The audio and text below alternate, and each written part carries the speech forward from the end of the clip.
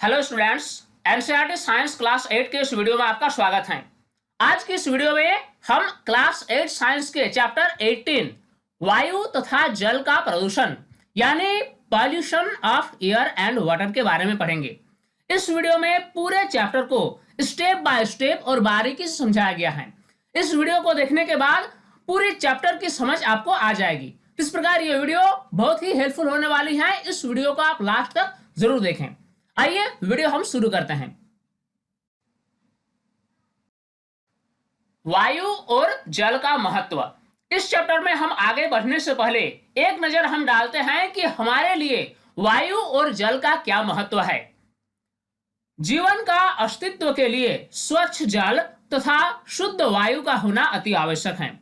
पृथ्वी पर जितने भी पेड़ पौधे या जीव जंतु हैं, सभी के जीवन के लिए स्वच्छ जल और शुद्ध वायु का होना अति आवश्यक है। वायु एवं जल जीवों की मूल आवश्यकताओं में से एक है। अतः हमारे जीवन के लिए पृथ्वी पर वायु और जल की शुद्धता बने रहना अनिवार्य है। अगर ये पृथ्वी जीवों के लिए अनुकूल बना रहे, इसके लिए पहला कंडीशन तो यह है कि पृथ्वी पर शुद्ध वायु और स्वच्छ जल बना हुआ रहना चाहिए। यानी कुल मिलाकर हम कह सकते हैं कि हमारी जीवन के लिए शुद्ध वायु और स्वच्छ जल अनिवार्य है। जैसा कि आप जानते हैं, इस चैप्टर में हम पढ़ने वाले हैं प्रदूषण के बारे में। प्रदूषण होता क्या है? प्रकृति में वायु तथा जल पर्याप्त मात्रा में मौजूद हैं, परंतु कई कारणों से वे प्रदूषित हो जाते हैं। हमारी पृथ्वी पर वायु और जल पर्याप्त मात्रा में मौजूद हैं, लेकिन कुछ ऐसे कारण हैं जिसके कारण ये वायु या जल दूषित होने लगते हैं।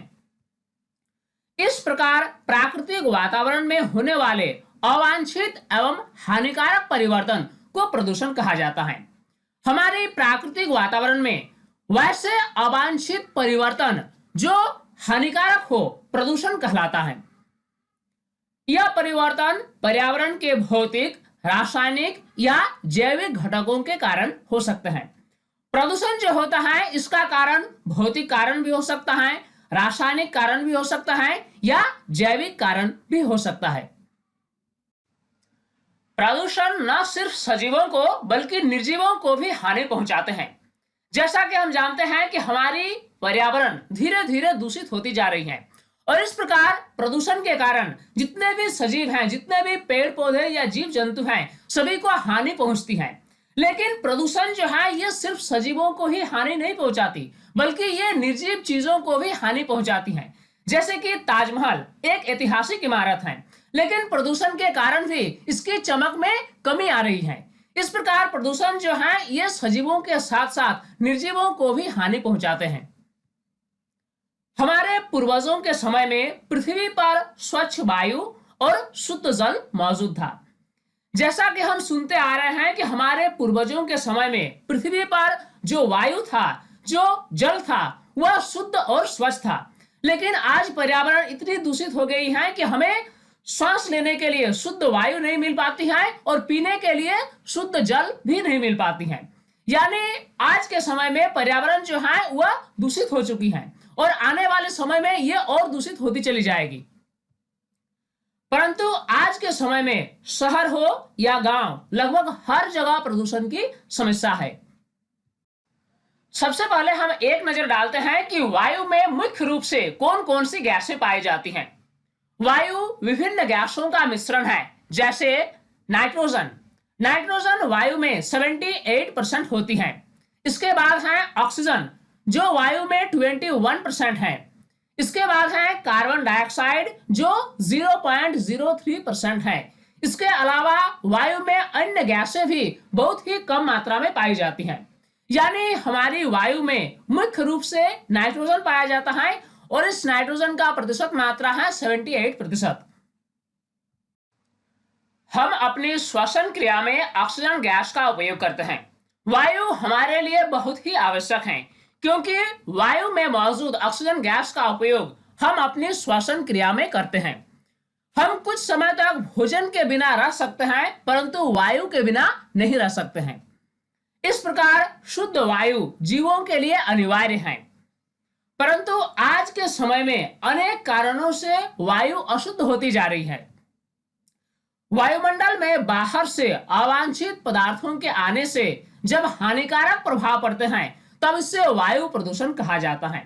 जैसा कि हम जानते हैं कि हमारी पर्यावरण दिनों दिन दूषित हो जाती जा रही है और इस प्रकार वायुमंडल में अवांछित पदार्थों के आने से इसके हानिकारक प्रभाव भी देखने को मिलते हैं और इसी को कहा जाता है वायु प्रदूषण। यानी वायु के गुणवत्ता में जब गिरावट आती है तो इससे वायु प्रदूषण कहा जाता है। अब हम जानेंगे वायु कैसे प्रदूषित होती है। जो पदार्थ वायु को दूषित करते हैं उन्हें वायु प्रदूषक कहा जाता है। वायु प्रदूषक ऐसे पदार्थ होते हैं जो अगर वायु में मिल जाए तो ये वायु की गुणवत्ता को प्रभावित करती हैं, यानी वायु को दूषित करती हैं। ऐसे पदार्थों को वायु प्रदूषक कहा जाता है, जैसा कि धूल, धुआं या कुछ हानिकारक गैसें। जब ये पदार्थ वायु में आ जाती हैं तो ये वायु को दूषित करते हैं और ऐसे पदार्थों को ही वायु प्रदूषक कहा जाता है। अब देखिए वायु प्रदूषक का स्रोत क्या है। सबसे पहले हम इसके प्राकृतिक स्रोत की चर्चा करेंगे। वायु प्रदूषक का प्राकृतिक स्रोत है ज्वालामुखी का फटना, वनों में लगने वाली आग और धूल। वायु प्रदूषक का कुछ प्राकृतिक स्रोत भी हैं। इसमें प्रमुख रूप से है ज्वालामुखी का फटना, वनों में प्राकृतिक रूप से लगने वाले आग या फिर धूल। तो इस प्रकार ये सभी जो है ये वायु प्रदूषक का प्राकृतिक स्रोत है। इसके अलावा वायु प्रदूषक का मानवीय स्रोत भी है। इसमें प्रमुख रूप से है फैक्ट्री, विद्युत संयंत्र, स्वचालित वाहन, ईंधनों का दहन इत्यादि। मनुष्य अपनी क्रियाकलापों से भी वायु को प्रदूषित करती हैं। इसमें मुख्य रूप से कल कारखाने या फिर वाहनों से निकलने वाले धुएं हैं। अगर हम ईंधनों को जलाते हैं तो इसके दहन से भी वायु प्रदूषण होता है। अगला टॉपिक है धूम कोहरा। यह धूम कोहरा क्या होता है? हम अक्सर सर्दियों में वायुमंडल में कोहरे जैसी मोटी परत देखते हैं। आमतौर पर क्या होता है कि सुबह या फिर शाम के टाइम सर्दियों के दिनों में वायुमंडल में कोहरे जैसी एक मोटी परत दिखाई देती है। यह धूम कोहरा होता है जो धुएं और कोहरे से मिलकर बनता है। यानी जब वायुमंडल में धुआं और कोहरा आपस में मिल जाए तो यह धूम कोहरा का निर्माण करता है। धुएं में नाइट्रोजन के ऑक्साइड उपस्थित हो सकते हैं जो अन्य वायु प्रदूषकों तथा कोहरे के संयोग से धूम कोहरा बनाते हैं। धूम कोहरा से श्वसन संबंधी रोग जैसे दमा, खांसी अथवा सांस लेने में कठिनाई हो सकते हैं। इस प्रकार धूम कोहरा जो है ये स्वास्थ्य के दृष्टिकोण से हानिकारक होता है। अब हमारा अगला टॉपिक होगा प्रमुख वायु प्रदूषक और उनके हानिकारक प्रभाव। जैसा कि आप जानते हैं कि वायु प्रदूषक वैसे पदार्थ को कहते हैं जो वायुमंडल में मिल जाने के कारण वायु की गुणवत्ता को खराब करती है। इस प्रकार के पदार्थ या इस प्रकार के गैसों को वायु प्रदूषक कहा जाता है। अब यहाँ पर हम प्रमुख वायु प्रदूषक और उनके हानिकारक प्रभाव के बारे में चर्चा करेंगे। पहला है कार्बन मोनोऑक्साइड। ये एक प्रमुख वायु प्रदूषक है जिसके वायुमंडल में मिल जाने के कारण वायु की गुणवत्ता खराब हो जाती है। यह एक विषैली गैस है जो जानलेवा हो सकती है। कार्बन मोनोऑक्साइड एक जहरीली गैस है और ये इतनी जहरीली होती है कि यह व्यक्ति की जान भी ले सकता है। यदि यह श्वास के द्वारा शरीर में पहुंच जाए तो रक्त की ऑक्सीजन परिवहन क्षमता को कम करती है। जैसा कि हम जानते हैं कि हमारे शरीर में रक्त शरीर के विभिन्न हिस्सों तक फेफड़े से ऑक्सीजन को पहुंचाती है, लेकिन कार्बन मोनोऑक्साइड अगर श्वास के जरिए हमारे शरीर में पहुंच जाए तो क्या होगा? यह रक्त की ऑक्सीजन परिवहन क्षमता को कम कर देगी, यानी रक्त का वह क्षमता नहीं रहेगा कि वह ऑक्सीजन को पहुंचा सके। इस प्रकार कार्बन मोनोऑक्साइड जो है ये रक्त की ऑक्सीजन परिवहन क्षमता को कम कर देती है। ऑक्सीजन की कमी शरीर के लिए घातक हो सकती है। तो इस प्रकार ऑक्सीजन परिवहन क्षमता जब रक्त की कमी हो जाती है तो इसमें क्या होता है कि शरीर के विभिन्न हिस्सों तक पर्याप्त मात्रा में ऑक्सीजन नहीं पहुंच पाती है और इस प्रकार शरीर में ऑक्सीजन की कमी होने लगती है जो कि शरीर के लिए घातक है। अधिक मात्रा में कार्बन मोनोऑक्साइड को ग्रहण करने से मनुष्य की मृत्यु भी हो सकती है। यानी कार्बन मोनोऑक्साइड जो है ये एक विषैली गैस है जो जानलेवा भी हो सकती है। अगला वायु प्रदूषक का नाम है कार्बन डाइऑक्साइड। वायु में इसकी निरंतर वृद्धि से पृथ्वी की तापमान में वृद्धि होती है। अगर वायुमंडल में कार्बन डाइऑक्साइड की मात्रा बढ़ती जाए तो ऐसा होगा कि पृथ्वी की तापमान में वृद्धि होगी। यानी कार्बन डाइऑक्साइड का मुख्य भूमिका होता है पृथ्वी की तापमान में वृद्धि करना। इसके कारण ध्रुवों पर स्थित बर्फ पिघलने लगता है, जिससे समुद्र के जल स्तर में वृद्धि होती है और तटीय क्षेत्र डूब जाता है। अगर पृथ्वी की वायुमंडल में कार्बन डाइऑक्साइड की मात्रा बढ़ती जाएगी तो पृथ्वी के तापमान में भी वृद्धि होगी, और जब पृथ्वी के तापमान में वृद्धि होगी तो ध्रुवों पर जो बर्फ स्थित है ये बर्फ धीरे धीरे पिघलने लगेगा और ये जाकर समुद्र में मिलने लगेगा, और इस प्रकार समुद्र के जल स्तर में वृद्धि होने के कारण तटीय क्षेत्र डूब जाएंगे। वायु में इसकी मात्रा बढ़ने से जलवायु परिवर्तन तथा अन्य पर्यावरणीय समस्याएं उत्पन्न हो रही हैं। अगर वायुमंडल में कार्बन डाइऑक्साइड की मात्रा बढ़ती जाए तो विभिन्न प्रकार की जलवायु परिवर्तन देखने को मिलेगा और अनेक पर्यावरणीय समस्याएं उत्पन्न हो जाएगी। जल चक्र भी इसमें प्रभावित होगा। इसी प्रकार सल्फर डाइऑक्साइड भी एक प्रमुख वायु प्रदूषक है। सल्फर डाइऑक्साइड गैस को श्वास में ग्रहण करने से दमा, ब्रोंकाइटिस जैसी बीमारियां हो सकती है। यह गैस फेफड़ों को स्थायी रूप से क्षतिग्रस्त भी कर सकती है। सल्फर के ऑक्साइड वायुमंडल में उपस्थित जलवाष्प से मिलकर सल्फर के अम्लों का निर्माण करते हैं। अगर वायुमंडल में सल्फर डाइऑक्साइड की मात्रा बढ़ जाए तो ये क्या करेगी, ये वायुमंडल में उपस्थित जलवाष्प से अभिक्रिया करेगी और ये अम्ल का निर्माण करेगी। यह अम्ल वर्षा जल के साथ मिलकर अम्ल वर्षा का रूप ले लेती है। फिर वायुमंडल में जब अम्ल का निर्माण हो जाएगा तो ये अम्ल वर्षा जल के साथ मिलकर धरती पर पहुंचेगी और इससे हम अम्लीय वर्षा कहते हैं। यानी अगर वायुमंडल में सल्फर डाइऑक्साइड की मात्रा बढ़ जाए तो ये अम्लीय वर्षा का कारण हो सकती है। अगला वायु प्रदूषक है नाइट्रोजन के ऑक्साइड। जिस प्रकार हमने अभी चर्चा किया कि सल्फर डाइऑक्साइड गैस जलवाष्प के साथ अभिक्रिया करके अम्ल का निर्माण करती है और ये अम्ल वर्षा जल के साथ मिलकर अम्लीय वर्षा का कारण बनती है, ठीक वैसे ही नाइट्रोजन के ऑक्साइड भी अम्लीय वर्षा का कारण बनती है। ये गैसें भी वर्षा जल के साथ मिलकर अम्ल का निर्माण करते हैं जो अम्लीय वर्षा का कारण बनती है। इसके अलावा नाइट्रोजन के ऑक्साइड आंखों में जलन, श्वसन संबंधी रोग भी उत्पन्न करते हैं। इस प्रकार नाइट्रोजन के जो ऑक्साइड्स होते हैं ये भी प्रमुख वायु प्रदूषक होते हैं। अगला है धुआं। धुआं भी वायु प्रदूषक है जो वायु की गुणवत्ता को खराब करती है। धुआं हमारे स्वास्थ्य के लिए हानिकारक है। धुएं में ठोस एवं द्रव दोनों प्रकार के सूक्ष्म कण मौजूद होते हैं। इसमें कई हानिकारक गैसें भी होती हैं। सर्दियों के दिनों में धुआं और कोहरा आपस में मिलकर धूम कोहरा का निर्माण करते हैं और ये धूम कोहरा स्वास्थ्य के दृष्टिकोण से हानिकारक होते हैं। धूम कोहरा के कारण व्यक्तियों में दमा, खांसी, गले में घरघराहट जैसी समस्याएं उत्पन्न हो जाती है। इसके अलावा धूम कोहरा के कारण दृश्यता में कमी के कारण भी वाहन दुर्घटना की आशंका बढ़ जाती है। अगला नाम है एरोसोल, जो कि प्रमुख वायु प्रदूषक है। वायुमंडल में निलंबित सूक्ष्म ठोस या तरल कण के बादल को एरोसोल कहा जाता है। क्लोरोफ्लोरोकार्बन भी एक ऐसा ही एरोसोल है। फ्रीज एवं एयर कंडीशनर इसके उत्सर्जक हैं। एरोसोल के उत्सर्जक यानी ऐसा कौन सा स्रोत है जिससे एरोसोल उत्पन्न होता है, तो वह है फ्रीज और एयर कंडीशनर। ये ओजोन परत को क्षतिग्रस्त कर देती है, जिसके कारण मनुष्यों में त्वचा कैंसर, मोतियाबिंद आदि रोग उत्पन्न होते हैं। जैसा कि हम जानते हैं कि हमारी वायुमंडल में ओजोन गैस की एक परत पाई जाती है, इससे ओजोन परत कहा जाता है। और ये ओजोन परत हमारे लिए काफी लाभदायक होती है क्योंकि ये सूर्य की परावैंगनी विकिरण को धरती तक आने से रोकती है।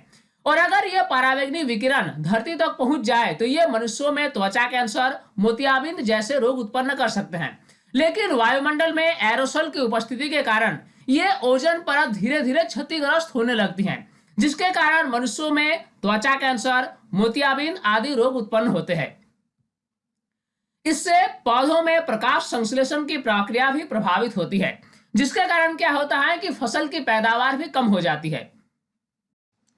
इसी प्रकार लेड भी वायु को प्रदूषित करती है। यह पेट्रोल, डीजल, लेड बैटरियां तथा बाल रंगने के उत्पादों में पाया जाता है। यह मनुष्यों में कैंसर और पाचन संबंधी बीमारियां उत्पन्न कर सकती हैं। इस प्रकार लेड जो है ये पर्यावरण को प्रदूषित करती है। अब हम एक इंपॉर्टेंट टॉपिक पर चर्चा करेंगे जिसका नाम है अम्लीय वर्षा। इससे इंग्लिश में एसिड रेन कहा जाता है। अम्लीय वर्षा क्या होता है, आइए समझने की कोशिश करते हैं। वायु प्रदूषण के कारण वायुमंडल में सल्फर और नाइट्रोजन के ऑक्साइड आ जाते हैं। जैसा कि हम जानते हैं कि मनुष्य अपनी क्रियाकलापों से वायु को प्रदूषित करते आ रहा है और इसी प्रकार वायु प्रदूषण के कारण वायुमंडल में सल्फर और नाइट्रोजन के ऑक्साइड प्रदूषक के रूप में आ जाते हैं। ये ऑक्साइड जलवाष्प से प्रतिक्रिया करके क्रमशः सल्फ्यूरिक अम्ल और नाइट्रिक अम्ल का निर्माण करते हैं। वायुमंडल में जो सल्फर डाइऑक्साइड गैस होती है ये जल के साथ अभिक्रिया करके यानी जलवाष्प के साथ अभिक्रिया करके सल्फ्यूरिक अम्ल बनाती हैं। ठीक इसी प्रकार जो नाइट्रोजन के ऑक्साइड होते हैं ये जलवाष्प के साथ अभिक्रिया करके नाइट्रिक अम्ल का निर्माण करते हैं। यानी ये दोनों जो प्रदूषक हैं ये सल्फ्यूरिक अम्ल और नाइट्रिक अम्ल का निर्माण करते हैं। जब ये अम्ल वर्षा जल के साथ मिलकर धरती पर गिरते हैं तब इससे अम्लीय वर्षा कहा जाता है। यानी ये अम्ल जब वर्षा जल के साथ मिलकर धरती पर आ जाते हैं तो इसी वर्षा को हम अम्लीय वर्षा यानी इंग्लिश में इससे हम एसिड रेन कहते हैं। अम्लीय वर्षा के कारण नदियों, तालाबों और झीलों का जल दूषित हो जाता है। जलीय जीव एवं जलीय पौधों पर अम्लीय वर्षा का दुष्प्रभाव पड़ता है। यह भूमि की उर्वरता को भी कम कर देता है। अम्लीय वर्षा के कारण ताजमहल का संक्षारण होता है जिससे ताजमहल की चमक कम होती रहती है। मथुरा स्थित तेल परिशोधन कारखाने से निकलने वाले काले कणों के कारण ताजमहल का रंग पीला हो रहा है। अम्लीय वर्षा जो है ये हमारी पर्यावरण को प्रदूषित करती है। अम्लीय वर्षा के कारण जलीय पौधे और जलीय जीव दोनों प्रभावित होते हैं। इसके साथ ही ये भूमि की उर्वरता को भी कम कर देती है। अम्लीय वर्षा का और एक हानिकारक प्रभाव है ऐतिहासिक इमारतों पर। यानी ताजमहल जैसे ऐतिहासिक इमारतों का संक्षारण होता है और उसकी चमक कम होती जाती है। ताजमहल का संक्षारण होना यानी उसकी चमक का कम होने का और एक कारण यह है कि ताजमहल के पास ही स्थित मथुरा तेल परिशोधन कारखाने से निकलने वाले काले कणों के कारण भी ताजमहल का रंग फीका पड़ता है और यह धीरे धीरे पीला हो जाता है। ताजमहल को बचाने के लिए सर्वोच्च न्यायालय के आदेश से आगरा और उसके आसपास स्थित उद्योगों को संपीड़ित प्राकृतिक गैस और द्रवित पेट्रोलियम गैसों जैसे स्वच्छ ईंधनों के प्रयोग का आदेश दिया गया है।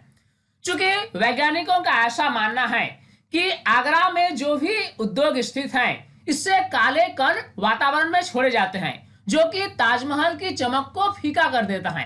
इसीलिए सर्वोच्च न्यायालय ने आदेश दिया है कि उसके आसपास जो भी उद्योग हैं ये स्वच्छ ईंधन का उपयोग करेंगे यानी संपीड़ित प्राकृतिक गैस या द्रवित पेट्रोलियम गैस जैसे स्वच्छ ईंधनों का ही उपयोग करेंगे। तेल शोधक कारखाने की चिमनियों की ऊंचाई भी बढ़ाई गई तथा इसमें फिल्टर लगाए गए ताकि काले कण हवा में उड़ न सके। इसके साथ ही जो तेल शोधक कारखाने की चिमनियां हैं इसकी ऊंचाई को बढ़ाई गई और इसमें फिल्टर लगाए गए ताकि काले कण सीधे वायुमंडल में ना आ सके। अब आइए हम एक दूसरे टॉपिक पर चर्चा करेंगे जिसका नाम है पौधाघर प्रभाव। इससे ग्रीन हाउस प्रभाव के नाम से भी जाना जाता है। पौधाघर प्रभाव क्या है इससे जरा विस्तार से समझने की कोशिश करते हैं। ठंडे प्रदेशों में पौधों को उगाने के लिए कांच से बने घरों का उपयोग किया जाता है जिससे पौधा घर कहते हैं। ठंडे प्रदेशों में क्या होता है कि तापमान बहुत ही कम होता है और इतने कम तापमान पर फलों और सब्जियों का उत्पादन करना संभव नहीं हो पाता है। इसीलिए ऐसे स्थानों पर कांच के बने विशेष प्रकार के घरों का इस्तेमाल किया जाता है और इस प्रकार के घरों को पौधा घर कहा जाता है, क्योंकि इस प्रकार के घरों के अंदर का तापमान कुछ अधिक होता है जिसमें पौधों को उगाना संभव हो पाता है। कांच की दीवारों से होकर सूर्य की उष्मा पौधा घर में प्रवेश तो कर जाती है, परंतु इससे बाहर नहीं निकल पाती। पौधा घर का ये एक विशेषता है कि इसमें कांच की बनी दीवार होती है और ये कांच की बनी दीवार से होकर सूर्य की उष्मा पौधा घर के अंदर प्रवेश तो कर जाती है, लेकिन इस घर से बाहर उष्मा निकल नहीं पाती है। यही रुकी हुई उष्मा पौधा घर को बाहरी वातावरण की अपेक्षा गर्म रखती है। यानी कहने का मतलब यह हुआ कि पौधा घर के अंदर का तापमान बाहर की तुलना में कुछ अधिक होता है और इसी प्रकार तापमान को बनाए रखने के लिए पौधा घर का इस्तेमाल किया जाता है। इसी प्रभाव को पौधा घर प्रभाव कहते हैं। यानी तापमान को बढ़ाने के लिए पौधा घर का इस्तेमाल किया जाता है और इसमें जो प्रभाव होता है, यानी अंदर का तापमान अधिक और बाहर का तापमान कम, इसी प्रभाव को पौधा घर प्रभाव कहा जाता है। ठीक ऐसे ही प्रभाव पृथ्वी की वायुमंडल में भी होती है। सूर्य की किरणें वायुमंडल से गुजरने के पश्चात पृथ्वी की सतह को गर्म करती है। इन किरणों का कुछ भाग पृथ्वी अवशोषित करती है, जबकि कुछ भाग परावर्तित होकर वापस अंतरिक्ष में लौट जाती है। परावर्तित किरणों की कुछ भाग वायुमंडल के आवरण को पार नहीं कर पाती है। परावर्तित किरणें पुनः पृथ्वी की ओर लौट आती हैं, जिसके कारण पृथ्वी के तापमान में वृद्धि होती है। तो जिस प्रकार हमने चर्चा किया कि पौधा घर में अंदर का तापमान अधिक और बाहर का तापमान कम होता है, ठीक ऐसी ही परिघटना हमारी पृथ्वी की वायुमंडल में भी होती है। सूर्य की किरणें जो हैं ये वायुमंडल को पार करने के बाद पृथ्वी की धरती पर आती हैं और इस प्रकार ये पृथ्वी की सतह को गर्म करती हैं। पृथ्वी की सतह क्या करती है कि उष्मा की कुछ मात्रा तो अवशोषित कर लेती है, लेकिन कुछ मात्रा को वापस अंतरिक्ष में परावर्तित कर देती है। लेकिन वायुमंडल क्या करता है कि यह परावर्तित उष्मा को बाहर जाने से रोकती है और इस प्रकार वायुमंडल के अंदर का तापमान कायम रहता है। यानी कहने का मतलब यह हुआ कि इस प्रकार के प्रभाव के कारण पृथ्वी की तापमान में वृद्धि होती है। तो इस प्रकार हम कह सकते हैं कि हमारी पृथ्वी भी पौधाघर प्रभाव प्रदर्शित करती है। पौधाघर प्रभाव को हरित गृह प्रभाव भी कहा जाता है। इस पराक्रम के बिना पृथ्वी पर जीवन संभव नहीं हो सकता है। तो चूंकि ये जो पौधाघर प्रभाव है ये हमारे लिए एक वरदान है, क्योंकि इस प्रभाव के बिना पृथ्वी पर जीवन संभव नहीं हो सकता है। अगर यह प्रभाव न हो तो पृथ्वी का तापमान -15 डिग्री सेल्सियस तक चला जाएगा। अगर यह पौधाघर प्रभाव हमारी वायुमंडल में न होता तो हमारी पृथ्वी का औसत तापमान -15 डिग्री सेल्सियस होता और इतने कम तापमान पर जीवों का जिंदा रहना संभव नहीं हो पाता। यानी पौधाघर प्रभाव जो है ये हमारे लिए वरदान है। अब हमारा अगला टॉपिक है विश्व उष्णन। इससे इंग्लिश में ग्लोबल वार्मिंग कहा जाता है। आपने ग्लोबल वार्मिंग का नाम सुना होगा। क्या होता है ये ग्लोबल वार्मिंग? वायु प्रदूषण के कारण हरित गृह प्रभाव की घटना सामान्य से अधिक हो रही है। चूंकि अभी हमने हरित गृह प्रभाव के बारे में चर्चा किया, इसमें क्या होता है कि इसमें हमारी वायुमंडल पृथ्वी की उष्मा को कैद करके रखती है और इस उष्मा को बाहर अंतरिक्ष जाने से रोकती है और इस प्रकार क्या होता है कि पृथ्वी के तापमान में वृद्धि होती है। लेकिन जैसे जैसे वायु प्रदूषित होती जा रही है, वायु में अनेक हानिकारक गैसें आ जा रही हैं और इसके कारण क्या होता है कि हरित गृह प्रभाव की घटना सामान्य से अधिक हो रही है। यानी जितना होना चाहिए उससे अधिक हो रही है। इसके कारण पृथ्वी की तापमान भी सामान्य से अधिक हो रही है।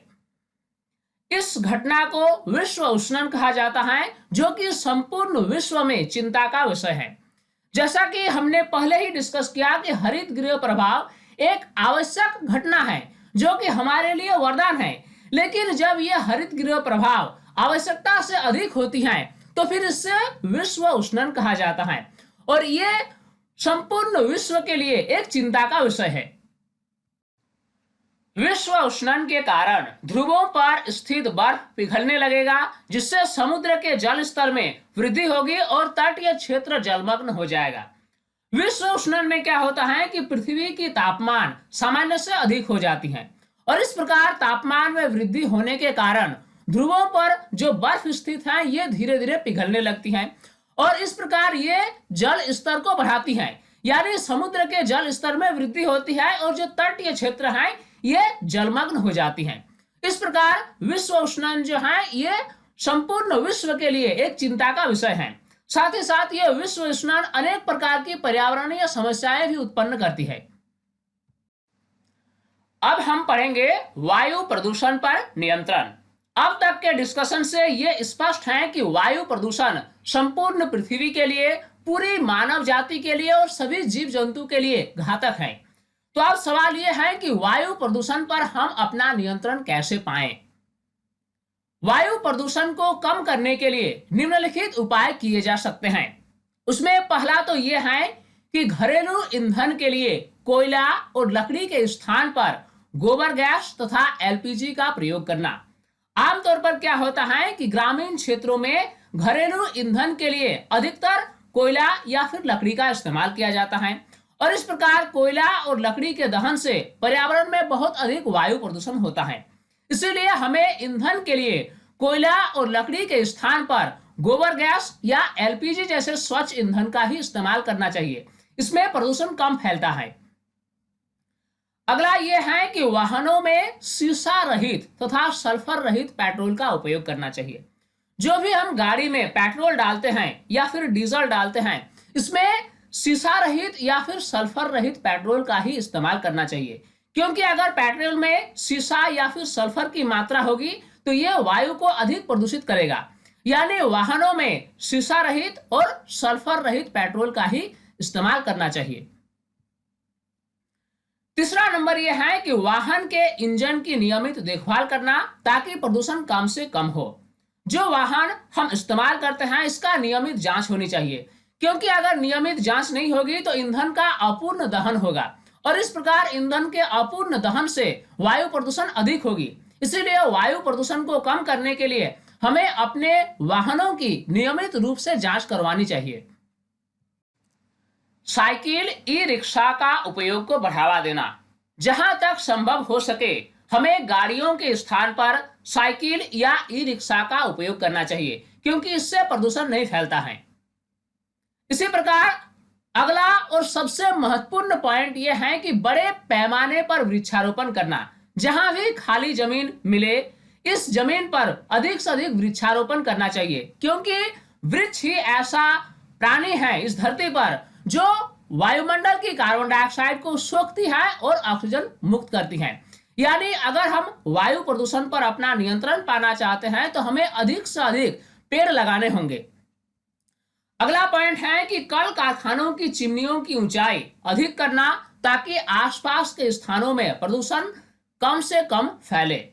कल कारखानों की जो चिमनियां होती हैं इसकी ऊंचाई अधिक होनी चाहिए, क्योंकि अगर ऊंचाई अधिक नहीं होगी तो आसपास के स्थानों पर प्रदूषक गैसों की अधिकता होगी। इसीलिए प्रदूषण से बचने के लिए कल कारखानों की जो चिमनियां होती हैं इसकी ऊंचाई अधिक होनी चाहिए। नेक्स्ट पॉइंट है कल कारखानों को आबादी से दूर स्थापित करना। अगला पॉइंट है पटाखों का बहिष्कार करना।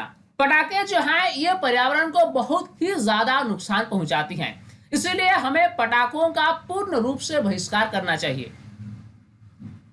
ऊर्जा के गैर परंपरागत स्रोतों जैसे सौर ऊर्जा, पवन ऊर्जा, जल ऊर्जा के उपयोग को बढ़ावा देना।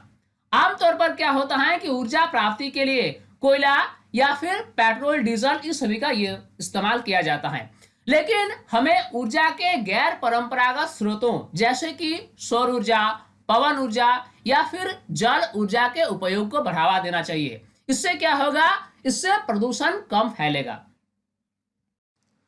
अब हम पढ़ेंगे जल प्रदूषण के बारे में। अब तक हमारा डिस्कशन वायु प्रदूषण पर केंद्रित था, लेकिन अब हम जल प्रदूषण के बारे में जानेंगे। जल में अवांछनीय पदार्थों के मिलने के कारण इसकी गुणवत्ता में गिरावट आने को जल प्रदूषण कहा जाता है।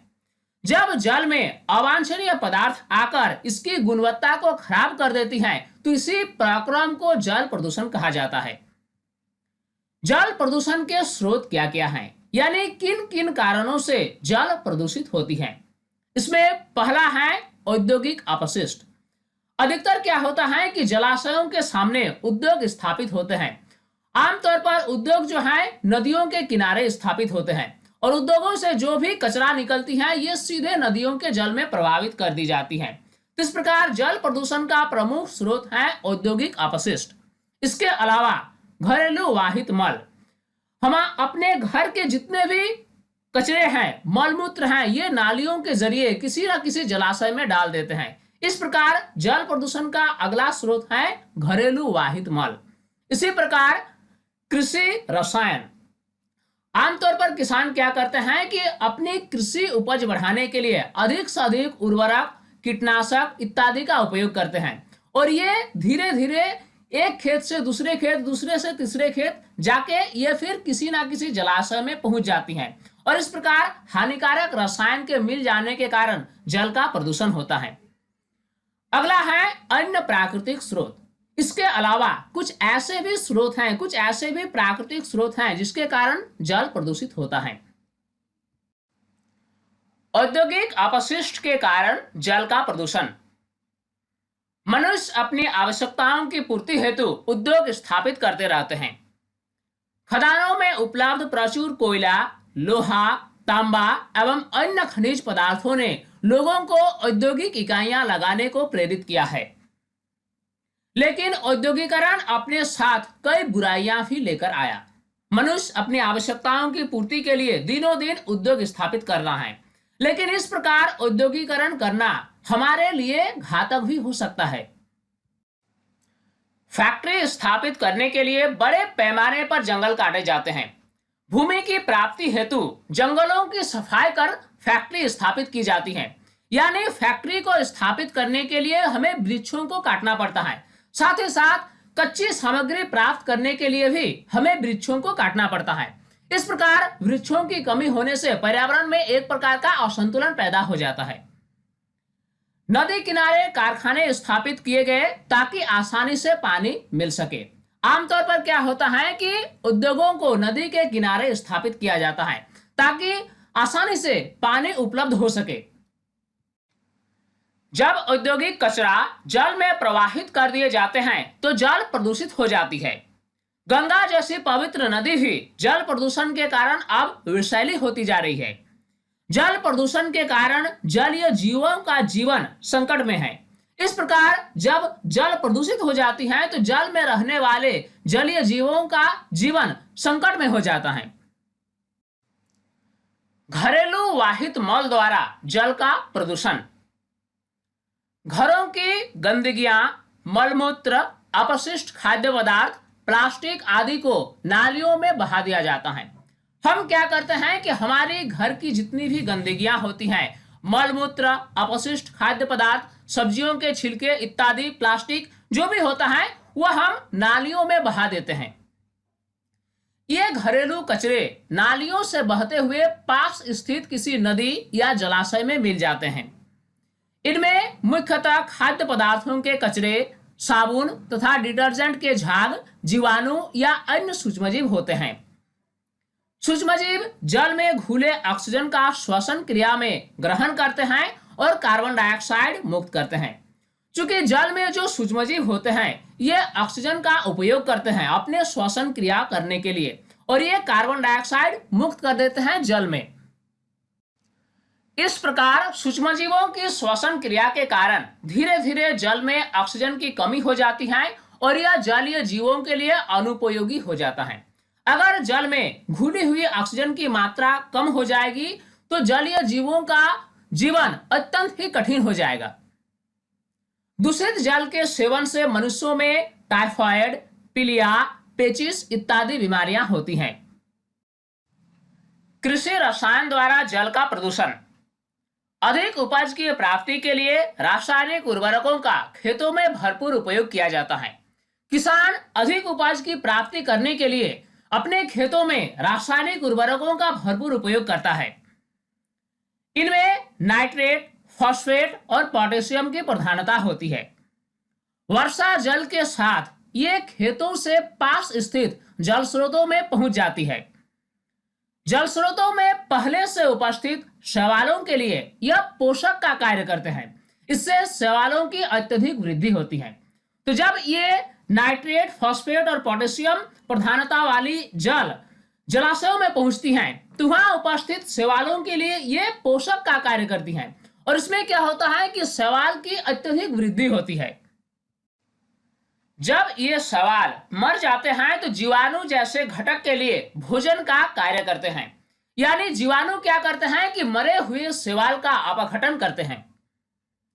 जीवाणु अत्यधिक ऑक्सीजन का उपयोग करके जल में कार्बन डाइऑक्साइड को मुक्त करते हैं। जब ये मरे हुए शैवाल का अपघटन जीवाणु करते हैं उस समय क्या होता है कि जीवाणु जल में घुली हुई ऑक्सीजन का उपयोग करते हैं और कार्बन डाइऑक्साइड गैस मुक्त करते हैं। इस प्रकार जल स्रोतों में घुली हुई ऑक्सीजन की मात्रा में कमी आती है और मछलियां मरने लगती हैं। जब जल में ऑक्सीजन की मात्रा कम हो जाती है तो ऑक्सीजन की कमी के कारण जलीय जीव जैसे कि मछलियां मरने लगती हैं। खेतों में उपयोग की जाने वाली कीटनाशी और खरपतवारनाशी भी वर्षा जल के साथ मिलकर भूमिगत जल को भी प्रदूषित करते हैं। फ्लोराइड युक्त जल के सेवन से फ्लोरोसिस नामक बीमारी मनुष्यों में हो सकती है। इसी प्रकार सीसायुक्त जल के सेवन से पागलपन, मस्तिष्क तथा किडनी की बीमारी हो सकती है। आर्सेनिक युक्त जल के सेवन से चर्म रोग, फेफड़ों का कैंसर आदि कई रोग हो सकते हैं। इसी प्रकार प्रदूषित जल जो है वह हमारे स्वास्थ्य के लिए हानिकारक है। जल प्रदूषण का नियंत्रण। जैसा कि हम जानते हैं कि जल प्रदूषण सभी जीवधारियों के लिए घातक है। अब सवाल यह है कि जल प्रदूषण का नियंत्रण कैसे किया जा सकता है। खेतों में कृत्रिम रासायनिक उर्वरक, पीड़कनाशी, खरपतवारनाशी का उपयोग घटाना चाहिए।